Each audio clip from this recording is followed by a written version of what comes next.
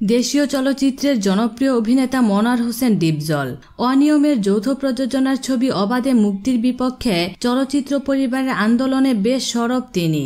নিজের রক্ত দিয়ে হলেও চলচ্চিত্র শিল্প ধ্বংস হতে দেবেন না বলে ঘোষণা দিয়েছেন।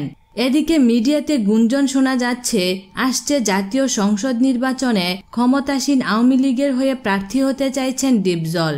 খুব শীঘ্রই আওয়ামী লীগে ব্যাপক সংবর্ধনার মাধ্যমে তাকে বরণ করা হবে বলেও গুঞ্জন উঠেছে। অন্দরমহলের খবর, কিছুদিন আগে সময়ের আলোচিত এক চিত্রনায়ককে নিয়ে বঙ্গভবনে রাষ্ট্রপতির সঙ্গে দেখা করতে গিয়েছিলেন চাচ্চু খ্যাত এই অভিনেতা। তবে এ ব্যাপারে জানতে চাইলে মুঠোফোনে ডিপজল জানালেন, আমি সংসদ নির্বাচন নিয়ে এখন মাথা ঘামাচ্ছি না, আর আপাতত এ নিয়ে কোনো কথাও বলতে চাচ্ছি না। এরপরে দ্রুতই ফোনের সংযোগটি ডিপজল কেটে দেন। পরবর্তীতে তাকে বেশ কয়েকবার ফোন করলেও তা রিসিভ করেননি।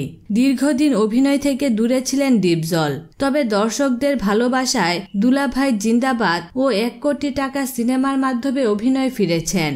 চলচ্চিত্রে প্রত্যাবর্তনের পরেই ঘোষণা দিয়েছেন প্রেক্ষাগৃহে উন্নত প্রযুক্তিতে সিনেমা দেখাতে একাই 100 প্রজেক্টর মেশিন দেবেন। মন্তাজুর রহমান আকবর পরিচালিত টাকার পাহাড় 1993 সালে মুক্তি পায়।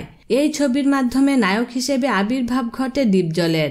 নায়ক হিসেবে অভিষেক ঘটলেও ডিপজল পরবর্তীতে খল অভিনেতা হিসেবে তুমুল জনপ্রিয়তা পান।